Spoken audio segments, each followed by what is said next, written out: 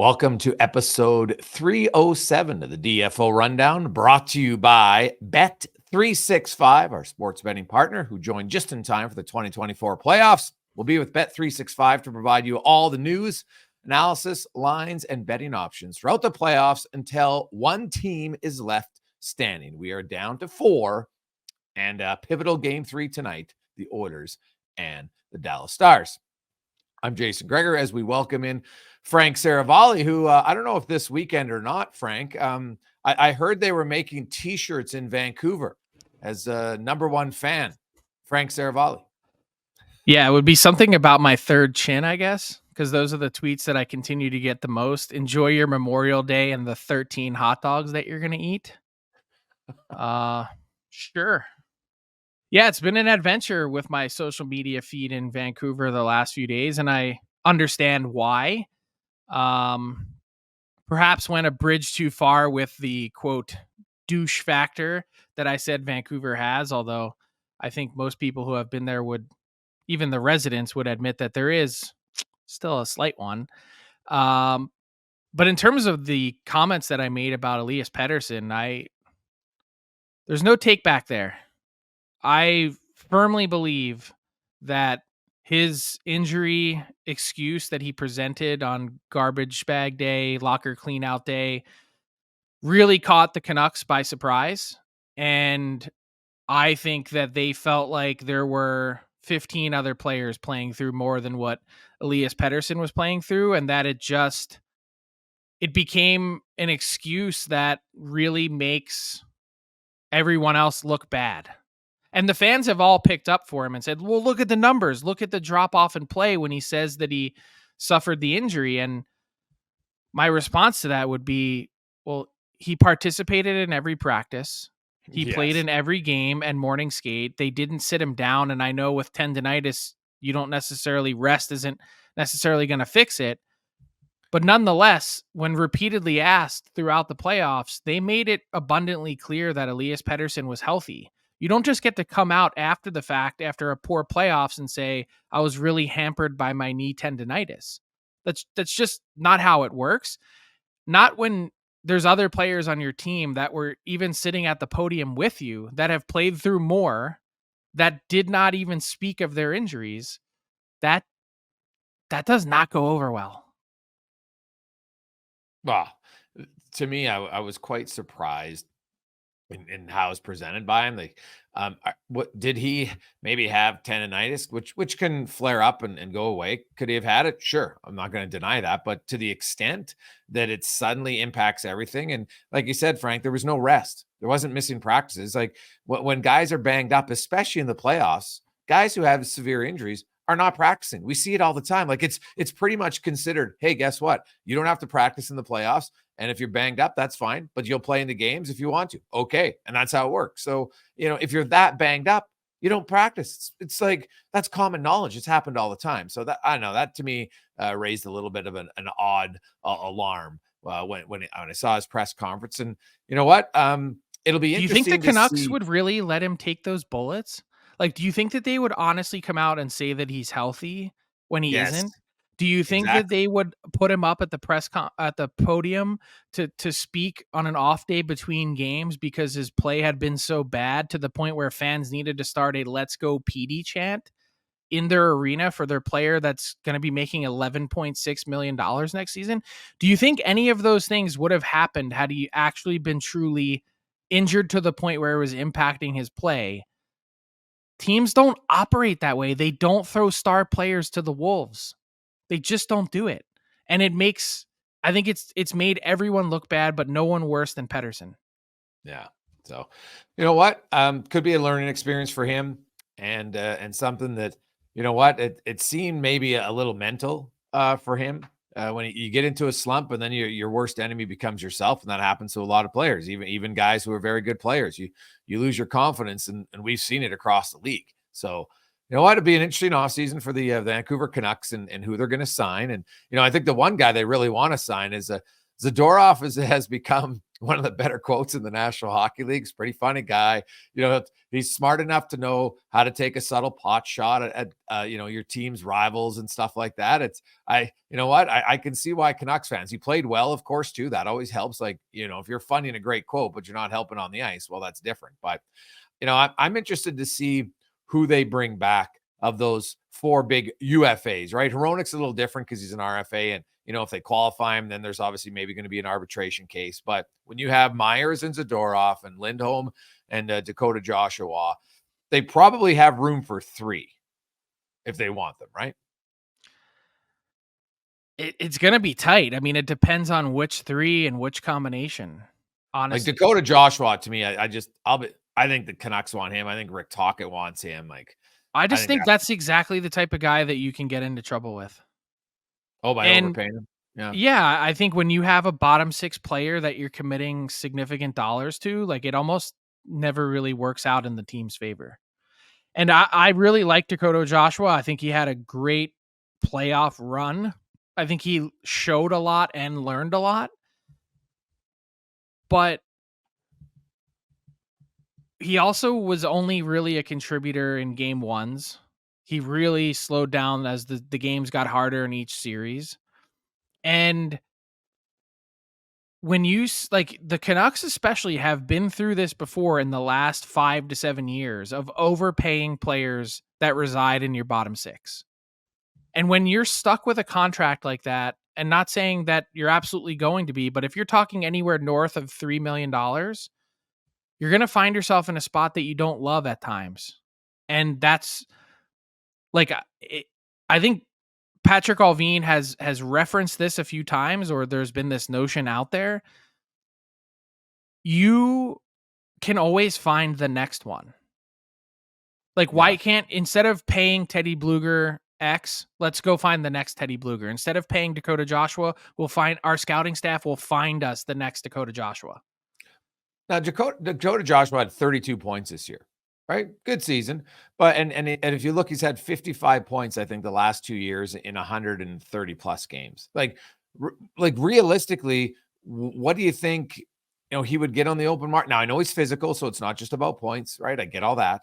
But like, what are we talking here for a salary? Like, what you think he can get upward of $4 million? Because if I think he's somewhere between 3 and 3.5. Yeah. See, I think if you sign him for 3, I think, on a 3-year deal, I think he could give you good value at that. I think he can live up to that contract. Okay. I mean, I just think he's, but not any higher. I agree with you. Like, if you get to the upwards of 3.5, well, now it's an issue. So we've been using the projections from AFP Analytics, who I think does a great job, and we put out our top 75 free agent rankings. And just a quick word about that, because I've seen a lot of commentary on the projections themselves. There is always going to be discrepancy. There's always going to be certain market conditions that have one player making, substantially more than what these projections are, one player making substantially less. But for the most part, I think they've nailed the overall feel of the market. They have Dakota Joshua, for instance, at 4 times 3.25. That's a big commitment. Yeah. No, that's I agree. $13 million. Like, I mean, that's life changing for him. And please go ahead and get it. I don't know that I'd be the team giving out that term. Well, I guess Vancouver has to look and say, okay, we know the player. $4. We've seen the growth, and do we see this guy continuing to grow? And that's what I think they have to look and say, okay, if this is his max, that changes our approach. If we believe that this guy is only going to get better in the next 3 or 4 years, that then 3.25 maybe doesn't look like a real bad contract. They would know the player better than me. Like, I've watched Vancouver enough. You can dig into the numbers, but public available numbers always aren't nearly as accurate as team track numbers. And you know what? He does bring different elements, right? It's his first time in the postseason. He still had 4 goals and 8 points in 13 playoff games, which is pretty solid. I agree with you. You know what? Deeper in the playoffs, maybe not as impactful, but I can make you a list of players that have that the first time through. So there's not many. He's not going to be in a position where he can take a discount, though, because not necessarily he hasn't made the money. But if you think as an organization that he's a player on the rise and hasn't peaked, then I think it's worth it, right? That's you know what? That's where your pro scouts come in, and that's where your evaluators look and say, okay, do we think Dakota Joshua, this is the best year he's ever going to have? Right? Or do we think that this is a guy who could do this and maybe come up to 22 goals and 40 points, right? Or something, right? Where is he going to average out? And I think that's ultimately what it's about. And I think the biggest mistake is when teams pay players for what they used to do, Frank, knowing full well they're not going to be able to do that moving forward. I think so. They look at Joshua, who's not that old. I know he has a much shorter resume, but is he a guy now who's a little bit of a late developer? Comes in and they say, hey, for 3 years or 4 years, we're pretty confident he can be this player. And that's what they're going to have to do. And if I think, because I'll say, to me, I like a guy like that because I see potential there to at least maintain. If all he is an 18 goal scorer and 35-point guy, that's still a pretty good player. Yeah. But there's risk that he won't do it consistently. Yeah. Fair. But, and that's about as good as he can be, I think. You think that's as good as he can be? Is that his ceiling? I think is the fair way to ask the question. Yeah, no, it's totally true. So, like I think Myers will stay there. I think, it's funny because people wanted him gone a year ago, kind of like JT Miller. They wanted him gone the day after he signed the contract. Yeah. Yeah. So, he played really well. If they get him and Zadorov back, I think that's a real big boost. If I had to pick one of the four, as good as Lindholm is, I think when you're spending money and you're looking at your team, I think Myers and Zadorov might make more sense. So you're picking Zadorov over Hronek? Well, Hronek's different because he's an RFA. It's not different because there's only so much money to go around. That's what I'm saying. It depends on your combination. But, I don't know if they would just let him walk for nothing, right? Like, they can't. The challenge. It wouldn't be walk for nothing. It would be you're trading him and you're trying to get back 50 cents on the dollar of what you paid to Detroit. Because they got to find out a significant amount of control. They got to find out, Frank, what happened, why he was so great early, which I think was unsustainable. But then in the second half of the season, didn't really do very much at all. So what happened there? Why was it unsustainable? It was exactly what his career average had been throughout his entire time in Detroit in terms of point production. He was he came into this season as a half a point per game defenseman. Yeah, but he was well ahead of that early on. Yeah, he was, and then that's what I meant. It leveled off. He ended up with 48 points, which is still a career high. But he was on pace at one point for 65 or 70. That's what I'm saying. That the first half was very unsustainable. You're right. By the end of the year, it was pretty much what he is. He had a lot of assists. Hronek's an interesting one for me. I like him as a defenseman. I don't think he's a top pairing defenseman. And so I don't know. I think he's probably more of a second pair defenseman, which is fine. There's nothing wrong with second pair defenseman, but he might want to get paid like they were talking $7 million early in the year. I just can't see it's north of that. The ARB case alone is 7.5. So Patrick Allvin mentioned this at his press conference was, we think that Filip Hronek can run his own pair. And the idea would be to separate him and Hughes and have them both each man their own unit. I understand the allure of Zadorov. I do. But thinking that you can just go out and find another, we were just talking about this, of being able to go out and find a replacement. To think that you can go out and find a right shot replacement for Hronek is crazy. That's not going to happen. There's no one that's going to step in, and even if he's just to play with Quinn Hughes, there's no one that's going to step in and play as well with Quinn Hughes as Hronek. It's not going to happen. Yeah. Well, I've got to, my stance on defensemen come playoff time. If you have Hughes on one pair and Hronek on another pair, that's two smaller guys in each of your top four. And Hronek to me isn't elite. Hughes is elite, so I don't care about his size. I separate him, but I'd be leery. You think Hronek at 6 foot is small? Not very big. Yeah. Okay. I mean, I think he's 6 foot and he's okay. I don't look at him as slight or small. Yeah. No. I guess I look at, other D-men around the league. Like most D-men are averaging in the playoffs. They're like 6'3" men. I would understand, though, the Hughes angle, and I'd say it's a fair question, and I think the Canucks are probably sitting there trying to figure out themselves, why was Quinn Hughes not as effective when it came to the postseason? Why was he not as dominant? Well, and what's is it just interesting, a size thing? well, no, because Quinn Hughes, what makes him a dominant player was, his how he's dynamic away from the play, right? He's spinning off guys, he's creating space. And maybe it's just the fact that there wasn't as much space to create come playoff time. That might be it. I don't know. But I'm always hesitant when a really good player has kind of a average playoffs. Like he wasn't bad by any stretch of the imagination. He just wasn't as dynamic, as electrifying as you're used to.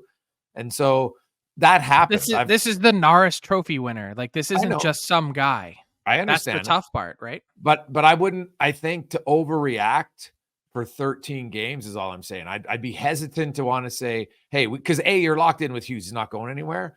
I think you would look and say, okay, what do we see? Talk to him about it. I had heard, Frank, and so had you, that this guy was the one who was playing. No, he didn't go Pettersson and say what his injury was, but a lot of people thought he had a shoulder injury, right? But then I'd say the same thing about Hronek and the same thing about Zadorov the other way. Don't overreact to the 13 games, because you sign Zadorov he thinks he can get close to 6 times 6. Yeah, well, I meant paying him his sane number. I'm not paying him that much. Come on. But that he's definitely going to be north of 5, and it's definitely going to be for 5 years or more. There is going to be many, many nights in November, December, and January that you are hating that contract for Zadorov. Yeah. Well, it's a tough call. I think they've got some of the toughest decisions to make of any team this summer. I would agree with that. Because you have a good team that now what? What's the next step? Can you be better next season, or are you going to be taking a step backwards? Like, I'm sure they'll have a lot of questions. What if Demko is healthy? And it's a valid question. And if he's healthy, that'll make a big difference for them. Some other news before we get to the playoff talk. Don Waddell steps away from Carolina. They put Eric Tulsky in the interim GM. Something that smells like a interim GM, soon to be GM. Maybe I'm wrong. I would say don't. No, that chicken certainly is not hatching yet. So we'll talk about that in a second. But let's talk about Waddell first. So he leaves to go to Columbus. What do you make of this move? I think it was time. I think my read on the situation is that with a number of years for Don Waddell working under owner Tom Dundon, that he had done a lot. There's a lot on his plate. Reminder, he isn't just the GM of the team. He's also the president of the arena, president of all of their business ops.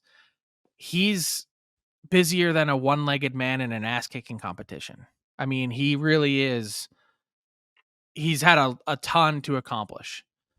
So there's that part of it. And I think without having a contract for this upcoming season, I think on both sides, there was a feeling of, hey, this was great.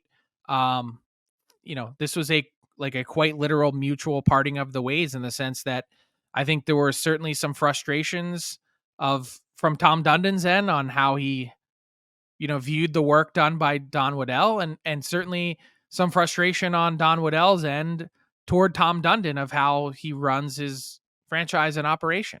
And so at the end of that, it's just like, hey, these are things that we're probably not going to change in each other or overcome, and let's go in a different direction. So I guess the reason why we didn't hear anything from Columbus as part of their search is that this might have been, I don't want to say going on for a while, but they might have waited until Carolina was eliminated to really begin their process, because Don Waddell was one of the guys on their list. There had been a number of people who had reached out to the Blue Jackets, either expecting to be interviewed or had heard that they might be part of the interview process. And the feedback that they got back was, appreciate your interest, but the Columbus Blue Jackets are hiring someone who has had the GM title previously. They were not going with someone that was inexperienced. They weren't going to have someone that could step into the role or fulfill the role. They wanted someone that's been in the chair, that's done it before. And Don Waddell, after 18 years as an NHL GM, 12 in Atlanta, 6 in Carolina, they felt like he was the right guy. And he's got tons of energy. Like I'm fascinated to see what kind of stamp he puts on this, who he hires, who he brings in to help fill out his front office. Are we going to get an early signal here that Rick Nash is sort of the heir apparent? Does he mentor Rick Nash, which I think it would be in the Blue Jackets' best interest to do? Yeah. Will he keep Pascal Vincent as head coach? I'm not convinced 100% that that's going to be the case. And he's also going to have one of the best prospect pools in the league and a ton of cap space to go tackle stuff. So if he's got the green light to spend, which he's also operated in plenty of environments where he hasn't had the green light to spend, including Atlanta, the results change based on the inputs that are put into the program. But I'm fascinated to see what he can do.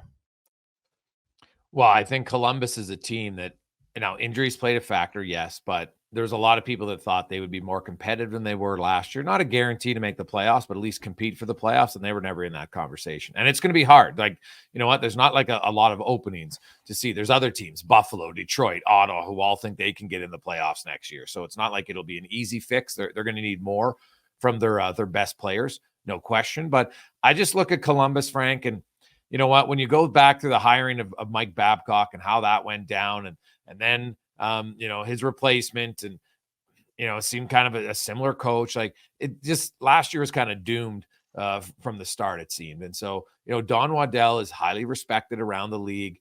There's never a lot of drama, right? There's Don none. Waddell's. That's one thing that Tom Dundon loved, was that there was never anything, no hysteria, no hysterics, nothing over the top, and kept things for the most part pretty quiet. And it was just win, be consistent, win. They have the second or third most wins in the NHL. I think it's second over the last 6 seasons. They're fifth in playoff wins, which is kind of amazing for a team that has not won a game in the conference final, was swept twice. I mean, there's been a mark of consistent excellence there. And then the big question that everyone will ask is, how much of that was Don Waddell? How much of that was Eric Tulsky? How much of that was Tom Dundon reading the room and situation and making executive decisions? There's probably the true correct answer is probably all three of those people. But now what do the Hurricanes do? Because you mentioned, it seems like a foregone conclusion that it's going to be Eric Tulsky. I believe they're going to be conducting a full external search. Well, that'd be smart. We talked about this last week, right? From LA. Like, it doesn't hurt you to get some intel from people outside your organization, even if you still want to hire Tulsky. But I think this is different because to me, this is clearly the guy. I think a lot of what Don Waddell was able to accomplish, a smart hockey guy in his own right, was taken to the next level by Eric Tulsky and the work that staff has done. You have to include some of the other guys in that front office there too. Darren York, Aaron Schwartz, a lot of Justin Williams, that people that have had inputs there, but he's next level. We've had him on this podcast. We've talked to him. He's honestly among the most intimidatingly smart people I've ever spent time around. Mm-hmm. And he's a clear top choice. I think the big question that the Hurricanes are going to have to get over, and I think the big question that Tom Dundon is going to have to get over, is, do we believe that Eric Tulsky is the face of this operation? Can he be the person that's, making calls to GMs? Will he be able to do business with them and vice versa? I think it's a silly question, but I think it's one that's going to be asked. And if not, do we need another face here to face, like quite literally, to be the front person for this? Because they'd say, Eric Tulsky is not a hockey guy. And I actually asked him this exact question on the pod. As someone who's worked in an NHL front office now for a decade, mm-hmm. How much more hockey guy do you want them to be? What does that mean? Because you don't look the same, talk the same, think the same? Does that make you less of a quote hockey guy? So those are all the questions that they're going to have to ask themselves and get comfortable with. Yeah, it will. It'll be fascinating for a team that's, I think, probably looking to take the next step, which is obviously the hardest step to make, right? Get into the conference finals, winning, and then obviously to the Stanley Cup. Like it's easy to take not easy, but it's easier to take a team from out of the race to get into the race and then get into the playoffs, and you see more success. Where when you're being successful and to get to that final step, man, it is tough, and we've seen teams unable to do it. So. Whoever gets that job definitely is in a good position. But like, I got to think if Tulski doesn't get the job, Frank, then he's probably thinking, I got to go elsewhere, right? Like That's what I would think. That's their risk here, right? 100%. Yeah. So it's like, if you decide he's not there, then I'd be like, why would you stay? If you're him, you look and say, hey, no problem. I'm going to go elsewhere. And I think other teams would be interested in me, not necessarily as a GM job right away, but you just go to another organization thinking that, hey, maybe I'll get the possibility down the road. Is there a path for me to get there? That's Yes. really what matters. And that's the thing, is there's always been the thought process, at least to this point, that this would be a path. And if that's now taken away, that's going to be a really tough part of the calculus for Tom Dundon, is to figure out, if he's not our guy, are we really willing to lose him? Because they'd be losing a big engine. 100%. We're going to get to the playoffs in a sec, but first we're going to get to quick hits brought to you by Wendy's. And Wendy's only uses fresh Canadian beef that's never seen the inside of a freezer in all of their burgers. Whether you order a Baconator, Dave's Single, or even Junior Bacon Cheeseburger, you only ever find real fresh beef that's real juicy and loaded with fresh toppings. So download the Wendy's app, check out the latest deals, and order a burger that's only job is being delicious. So let's start, Frank, at a few things. Hey, we got to talk about it. The PWHL looked like you had a championship, and then they go to review, and it was the right call. It looked like it was clear goalie interference, and then Minnesota loses. But oh my goodness, we were waiting. We thought this would happen at some point, that there would be a championship that you think is won, and it's called back on a goal review. Like, oh my goodness, is that brutal? That's a tough one. I mean, you're thinking, hey, we've got this is a thrilling end to an unbelievable inaugural season. And then now it's thrilling for another reason. Now you've got a winner take all game 5. Yeah. And it's, man, like you could cut that with a knife, that drama. So I'm all for it, but the way they got there is certainly a bit tough for Minnesota. Well, you just think for Minnesota, that's a huge mental block. Like, you have all the euphoria and the emotions. Yeah, we won. And then you got to refocus, and, Boston comes back and wins, and hey, you know what? Now it's winner take all. So in their inaugural season, man, I don't know if I'm not saying that you wanted that type of drama, but overall, it's been a very successful season for them. And you know what? Anytime it comes down to a winner take all one game matchup, that's what everybody wants in sports. It's the most exciting part of it, and it should be a thrilling final. Memorial Cup is on, and you have, London. It's early. There's only been the 4 games, but London has looked dominant so far. We'll see if the Western League can get a win, Frank. That's been few and far between for quite a while for the WHL in the Memorial Cup. And there's a lot of good young players. You mentioned Columbus's pipeline of players. You look at the Moose Jaw Warriors top guys, and Matejchuk's one of those guys from Columbus. You look at the Furcus Circus, which, by the way, is a sick name that you have for Jagger Furcus, and then they've got Jagger, another one. So there's lots of real high end talent. You normally don't see that from a Western League team, to have that many high end first round selections. Love to see it. Moose Jaw Warriors made history this season. Let's see what they can do in the Mem Cup. The art of the backhand, Frank. First 5 goals yesterday, Panthers and the Rangers, all on the backhands. And did the 2 Lafreniere goals, like, are we seeing a little bit of, I know some people always feel like, oh, the guy's got to dominate right away. But I'm telling you, Alexis Lafreniere has been excellent for the Rangers. And his second goal yesterday is one of the nicest goals I've seen in the playoffs. So what's his ceiling? Oh God, I don't want to put a ceiling on guys. I just say, hey, the guy's playing well. He continues to improve. He's played well almost all season.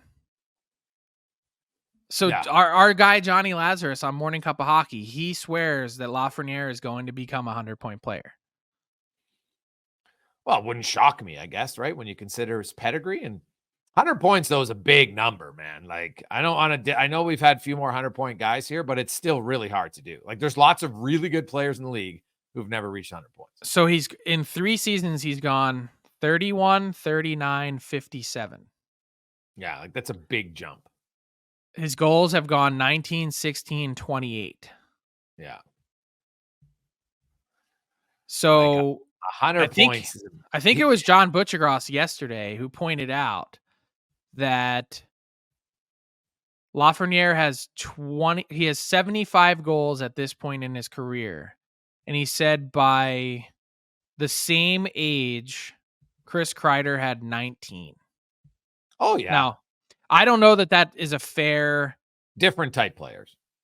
Well, it's not even different. Like, Lafreniere's played 298 games, and Chris Kreider by that point had played 89. Yeah.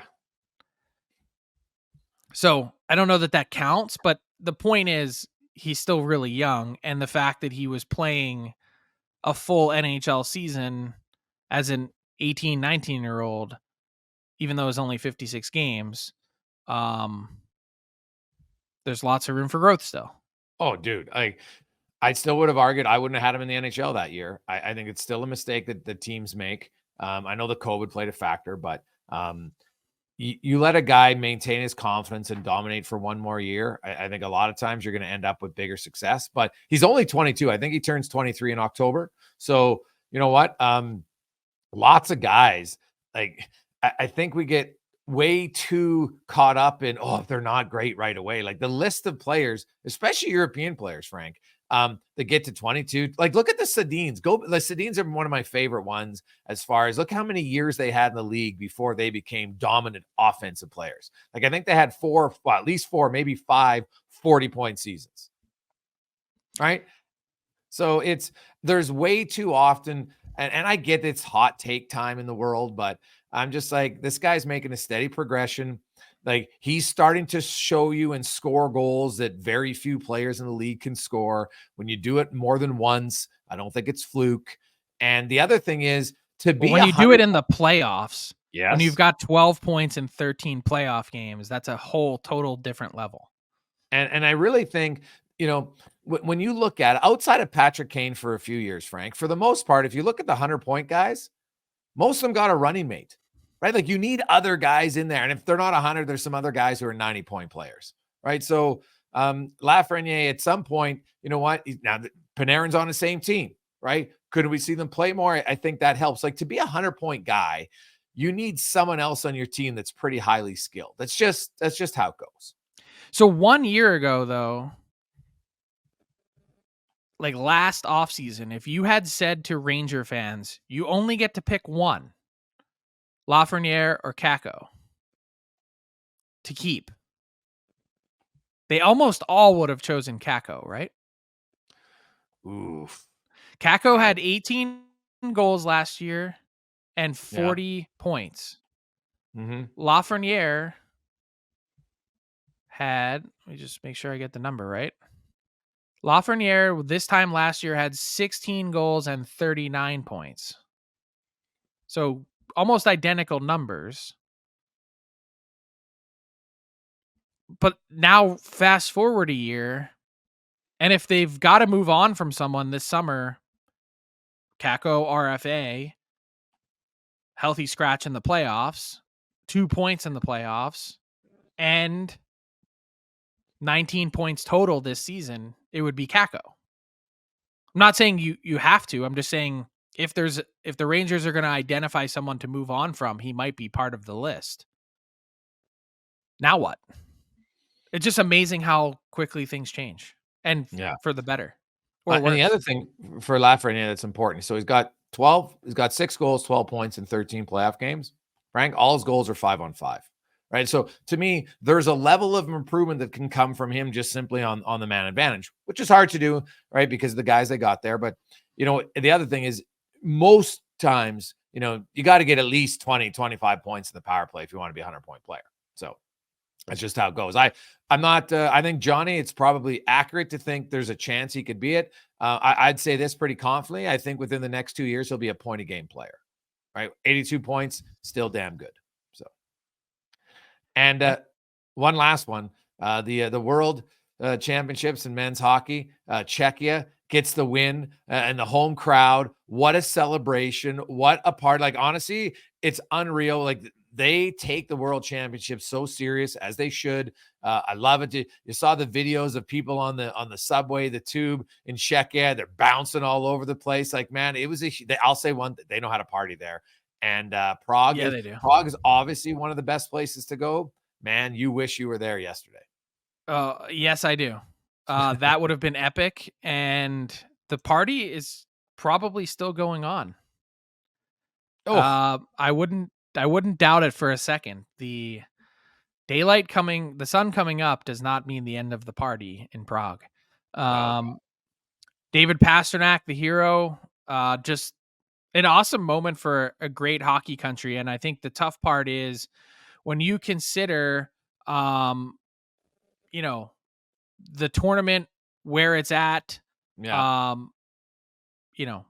Czechia beating Switzerland, right? That is, it's tough because Four Nations tournament next year, Four Nations face off, like, you don't have any of those teams. No Czechia, no Switzerland, no.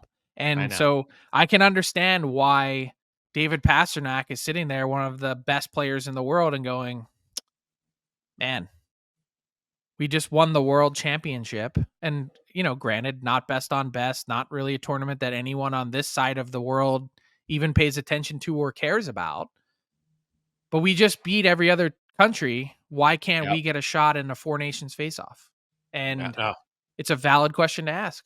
100%. So, in an ideal world, there would have been 6 for me, but they can't do it. It's already decided, and it's too bad. But great for them. What a celebration! What a party! And what a performance by some of their guys. And you know what? A lot of their top guys, if they're out, they always want to go represent their home country, especially when it's in their, they're hosting it, which makes sense. So shout out for all the listeners in Czechia. I'm sure some of them probably will take a few days before they can find this, because they're probably still partying. And that's Quick Hits, brought to you by Wendy's. Now let's get to the playoffs, Frank. And Paul Maurice has been an absolute quote machine so far in this year's playoffs. Having a lot of fun, as he should, right? It's hockey. It can't be that serious. But I love this quote about, they had all these shots and everything and shot attempts, but man, they only 37.9% of their shots actually reached the net out of 108. That's it. Right? They only had 41 out of 108 to actually get on goal. The rest were either missed or blocked shots. And his quote, "Lord knows we left most of our offense off shin pads or wide of the post." So there's a lot of fertile ground there as us to mine and get to. So you know what? Like, hey, the thing about the playoffs, Frank, is when you kind of give away a game that you feel confident that you can win, it's hard in the conference finals to come back. The Rangers know they kind of stole one, no question. You don't feel guilty about it. You don't give it away. You're like, all right, here we go. But man, that's a huge win for the New York Rangers. Huge. Do you know what my level of concern is for the Florida Panthers? I'm going to say 0. Process over everything. And I know that that's not always the end result in a 7-game series, but there really isn't much that I don't like about their game so far in this round. They have a couple more nights exactly like that. I'm pretty confident that they're going to, end up skating away with the win. You can't give games away, like you said, and plenty of teams have been guilty of it so far in these playoffs. You do it once, okay, you can get away with it. You do it a second time in the same series, it's probably not going to end well for you. Just like the first game of this series, I said, I doubt we'll get a Rangers game where they play that poorly. So far, that's been correct. And I doubt we'll have Florida give away another game. So I know that the Rangers have now, I believe in betting odds, our friends at Bet365, they have now become the odds-on favorite to win the Stanley Cup this year. Really? I don't know that I'd be putting my money there. Yeah. Yeah, well, Florida was the better team. I watched that whole game. So wait, the odds, I have them, I pulled them up at Bet365. The Rangers, Oilers, and Stars are all tied at plus 240, and the Panthers are well down at plus 375. Yeah, Like if I were looking at that, I would say that's a value play on the Panthers. Yes, comparatively. Right. Yeah, and I think that's based on the fact that it's 2-1 for the Rangers, right? Like they're halfway to getting out of the conference final. So I'm sure that plays a factor. But they're one game away from being even. No, I agree. So I totally agree. I look at that and I go, that makes sense to me. To like, I'd say that there's quote real value on the Florida Panthers. Yeah, the thing is, man, Igor Shesterkin, when he starts to get hot, like we've seen it, Frank, goalies can steal series sometimes. Yep. Right. And the game yesterday, and they still scored 4 goals and lost. That's probably what's kind of like, oh my goodness. Right now, do I think the Rangers are going to score 5 goals again on Bobrovsky? Probably not. So I will say, though, shout out to the offense making an appearance. I love the first period, man. It was unreal because the first games of the conference finals, the 2 in the Rangers and the Panthers and both the Order Dallas Stars games, like, you know, if you're a fan of offense, there wasn't a lot to cheer for. So I was just absolutely loving the first period yesterday, just because, you know what, like I like lead changes. I like goals. It's just a different energy than, oh, look at this, good scoring chance. It's thwarted. It's not the same. So I would kind of hope that the Dallas Edmonton series gets a little injection of offense now that the games have changed venue. Maybe the venue change will do it. You know, both goalies, Ottinger and Skinner, played well. Both teams, I think, have had long stretches where they'd be really happy with their game. Again, both teams blocking shots. Like last game, Frank, identical between the Oilers and the Stars. Identical 45.3% of their shot attempts actually made it on net. Like Dallas in the third period, the Miro Heiskanen, what do you think? He was a road hockey goalie? That was unreal on Bouchard. Bouchard has the sick toe drag, comes in the slot, it's going to rip it, and Heiskanen kicks out his right leg like he's a kid in road hockey. It was unreal. And Dallas's ability to block shots on good scoring chances in the third period of a 2-1 game was impressive. Now, I would argue that you're the shooter. You got to find a way to get that through. And I know that everybody's willing to block shots, but God, some days it just like, I do think shot blocking is one of the worst things that's happened in the NHL to the game. Like it's just, I get that it's good and it takes courage and everything, but I don't know. It really just deflates a lot of the excitement of the game. Yeah. What's your alternative? What's your solution? Well, I've always been like the Heiskanen one I'm okay with because he's standing up. I would like it that, you know, you're not allowed to go down. I'd be all for that, but they'll never do it. But no, at least that would limit it. So, so what do you make of that series? Does any team have the advantage so far? Dallas, Edmonton? Yeah. I don't think so. I think it's really pretty even. And I would say, honestly, for the most part, Edmonton had to be pretty happy with their game too. They should have been. They controlled the first 2 periods. Dallas had potentially their season on the line heading into the third. And, you know, you go down 0-2 on home ice twice in the playoffs. So, you know, again, the same theme. Once, you can get away with it. I'm not certain the second time around that you can overcome the same mistake. And that's why you saw their best effort in the third. I really think Edmonton, the one regret they'll have was the first period. They didn't have another goal. That's where like they had the Stars on their heels. They were all over them and they couldn't get that second goal. And, you know, that's kind of been, if there's one theme of the Oilers playoffs really is there hasn't been games where they've had lots of chances. They haven't been able to extend the lead, right? They allowed Dallas, not the doubt, like obviously they scored first too, but you know, that probably they should have been up in that period and they're not.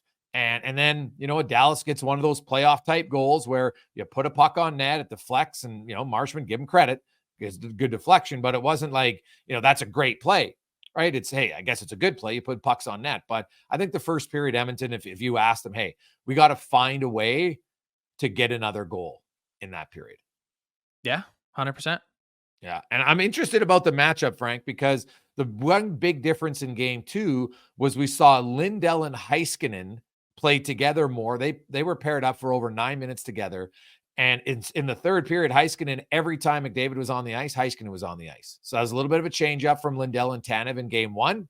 And it worked. Now, just like we saw in New York and Florida, you got the matchup. So which matchup will Knoblauch? I know he's not going to shy away from any matchup, but I'm curious, which matchup he tries maybe to get or to utilize, even if it's only a few shifts here, a little bit more. It's a great cat and mouse game. And with Lindell and Miro Heiskanen playing more together, I also think it had to do is because the orders, and I swear by this, Edmonton's better when McDavid and Draisaitl are on separate lines. I thought they went to it a little bit too early in that game. I also hated their goalie pull. The timing of that goalie pull is terrible. They didn't have the puck, right? Like the game's 2-1 and they dump it in. And like Evan Bouchard on the ice gets out of the way of Lindell's shot because he thinks it's going to be icing. He doesn't even know the goalie's out, right? Like I don't think Darnell Nurse knew either. He jumps the puck and it makes a change. Like that was just a bad timing that I think ruined any chance of a late game heroics to tie it. Yeah, I also didn't know that they had the juice at that moment in time. Like there wasn't much. No, there's no forecheck going. Yeah, there was no forecheck, no concerted pressure, it didn't even really feel like they were threatening, but you're right. There could have been way better communication from the bench among the players. Hey, Stu Skinner's coming out of the net. Let's be careful here. Yeah. So not saying they would have won anyway. We know the odds are low, but they gave themselves no chance because Lindell fires at the length of the ice and it's game over. Now, Adam Henrique. My point. All right. Sorry. Before you get to Henrique, my point was sometimes when a series is 1-1 shifting venue, even though it's 1-1, you feel like one team has an advantage, or even when a series is tied going to game 5, I don't get any, like I view this as almost completely level ground. Agree or disagree? I would agree. Yeah, there hasn't, like, it's funny. Edmonton dominated the first period, but then Dallas had 2 stretches in that game where Edmonton didn't have a shot for over 10 minutes, right? Like, I think what both teams had long stretches where they were the better team, but neither one was able to really take advantage of it and pump in 2 goals, right? That's what I found interesting is both teams have been able to kind of, absorb the blows and not get knocked out in a game where, because I think if you get a 2-goal lead in this game, it's probably done the way these teams are playing defensively right now. So both teams have managed to, even when the other team's overwhelming them, not to get suffocated and not start drowning. So to me, that's kind of been impressive. Yeah. And I think any talk of the Stars having a significant advantage over Edmonton, I think they've proven, the Oilers have through the first 2 games, that this is going to be really tight. Yeah. So Adam Henrique, Frank, confirmed he's coming in today. I don't know about Roope Hintz, right? He didn't take the warm-up in game 2, which means nothing. If they know he's not going to play, why trot him out there for the warm-up? But I would think that Hintz goes tonight. Yes, so do I. But so here's the thing. Henrique's coming in for sure. I can make an argument if I'm Chris Knoblauch. I would also bring in Corey Perry. I would play Perry, though, with Carrick and Janmark because he needs to play with guys who cycle, right? Those guys cycle. That line's been actually really good. Their fourth line's been better than their third line. Their third line's done nothing. Fogle, Ryan, McLeod, they've done nothing. So I could take Derek Ryan out. He plays the fewest minutes of your team. I know he's good on the penalty kill, but Dallas doesn't take any, there's not a lot of power plays or penalty kills in this series, right? You're averaging $129 a game. Do I need a guy that bad for minute 29 when I've got other penalty killers? I think I could find a way around it. So now they might not, but I could see that argument. And then the question becomes, if you take Ryan out, you take Fogle or McLeod out to put in Henrique.